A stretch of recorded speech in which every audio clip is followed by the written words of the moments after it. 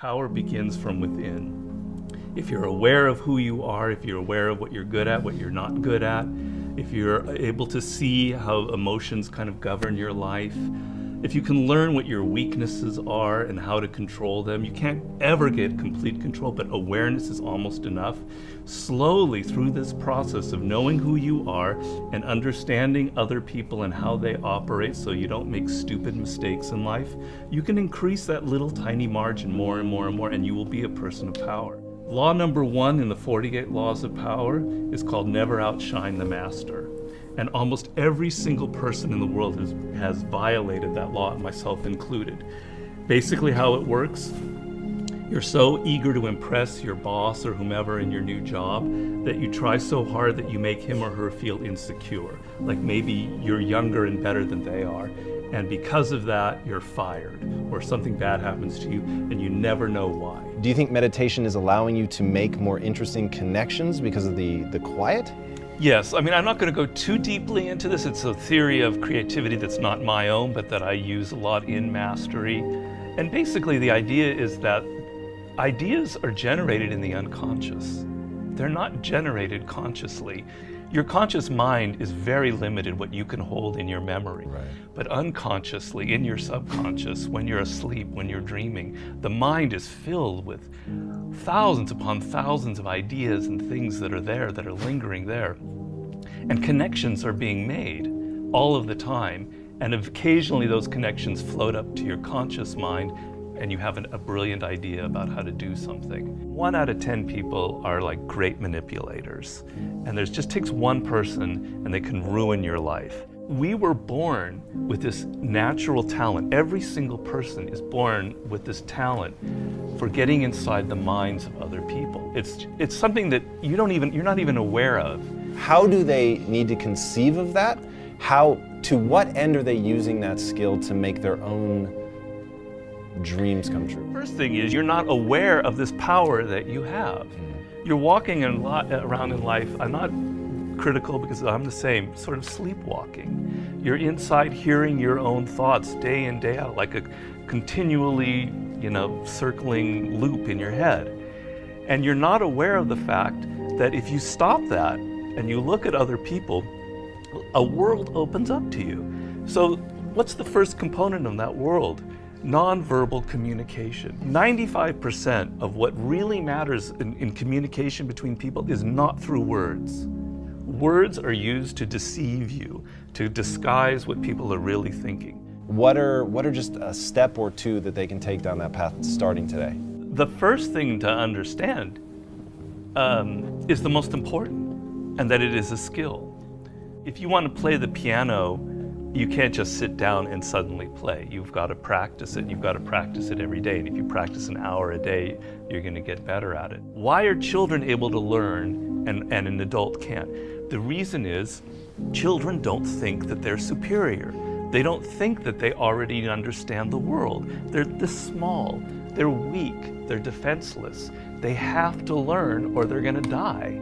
They have to learn how to speak the language. They have to learn what's going on with their parents, or they're literally going to die. Do you have tricks that you use for ensuring that genius does not become a young man's game, that your books truly get better and better over time? Basically, every time I begin a book, I'm deathly afraid of failing.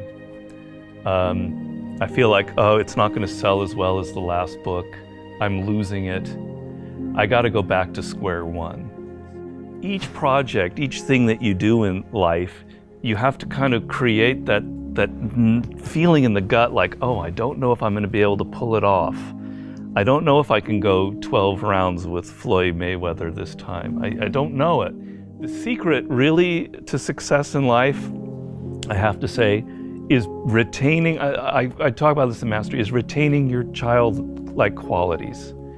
If you're completely a child, that's not going to work. Negative capability is rule number 1 for being a creative person. And if you don't follow anything else in Mastery, that would be enough. The ability to keep 2 ideas that contradict each other in your mind without feeling uncomfortable, without having to come to a conclusion. You can think about something without rushing to judgment and conclusion. You can be in the moment. You can say, well, it could be this, it could be that, it could be that. And you don't have to decide whether it's A, B, or C. You're open to adopting 3 or 4 different viewpoints.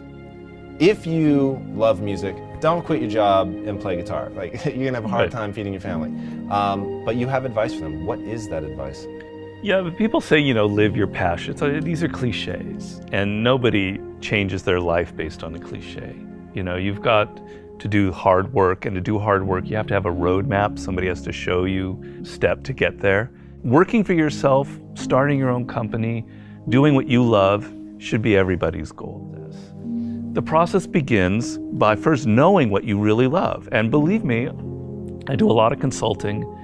A lot of people have no self-awareness. They don't even really know what it is that they were meant to do in life. They loved music when they were a kid, but then they got into law or whatever because of their parents, and then they don't know who they are anymore. Well, do I really like music? You got to go through that process first of figuring out what it is that really connects to you in a deep, visceral way, what you loved when you were a kid, what still excites you. Once you go through that and you understand it and you've got some clarity about it, okay, how do I incorporate that in my life? So if you're 23 years old, it's a little easier. I love music, but I'm not a musician because I've not been practicing, and I just love music. But I have a real good sense of business. I've been studying business and I have an MBA, etc. Okay, I've got to now find a way to craft a career that combines my knowledge of business and my love of music. And if I follow that and I do it smart and I plan it out, eventually what starts out with more business than music will end up becoming more creative as I get better and better at it. How do you prepare somebody to survive that initial stage of boredom and pain? Well, pain is great. You've got to embrace pain. Pain is pleasure. You've got to make the connection between the physical and the mental. Well, you know that when you're exercising, when you're running or you're working out or whatever, it hurts, but it leads to something pleasurable. You have to be able to translate that to mental things. And if you make that switch in your mind, it is mind-blowing what can happen to you. Who are the most messed up people in the world? Spoiled kids. Kids who are given everything, who have a rich father or mother and they don't have to work or try. They are the most messed up people you'll ever meet. Each person, I make this point in Mastery, is born unique. And it's kind of one of those cliches. Yeah. But there's science to it. The science is your DNA will never be repeated. The way your brain is wired will never be repeated. Your experiences in life, you're one of a kind. And it's an amazing thought if you think about it. Of all of the billions of humans that have lived and will ever live, there will never be anybody who is wired like you are wired. And the problem in life is as you get older, you can become more and more like other people. You spend a lot of your time thinking about what other people like, and you're not aware of what you like.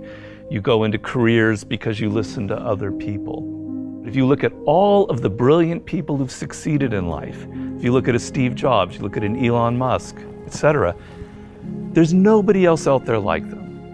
You're never going to be able to pinpoint one other person like them. They are completely unique, and those are the people that end up having power in the world.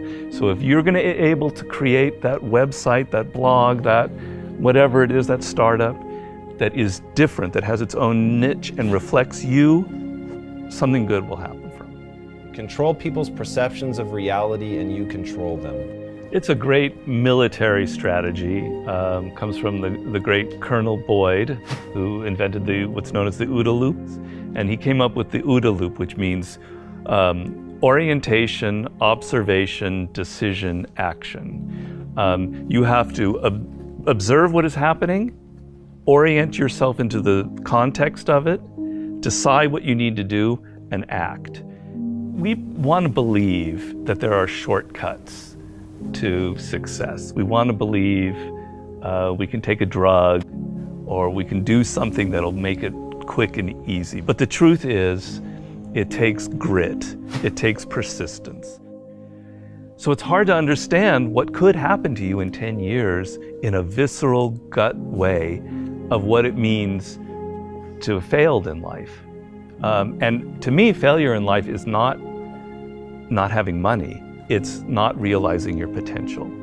You're 60 years old and you said, I could have been this, and I never did it. That's like the worst thought I think anybody can have. And you don't think about it in the moment because your life is okay. But you've got to wake up and understand that there's an urgency here, and that if you're not practicing something now, if you're not aware, if you don't have a path towards something better, you're rotting on the vine, and that day of reckoning will come at some point, and it will be painful. You're not going to feel it suddenly, it'll be slow, but it'll come and it won't be good. Just being aware that you now have a plan is enough to lift you out of that depression. Okay, I'm working at Burger King, but I know I'm going to get to this community college and get a degree here after I save enough money. Having a goal is like, will change you completely from being depressed or not taking care of yourself to being energized and moving in the right direction.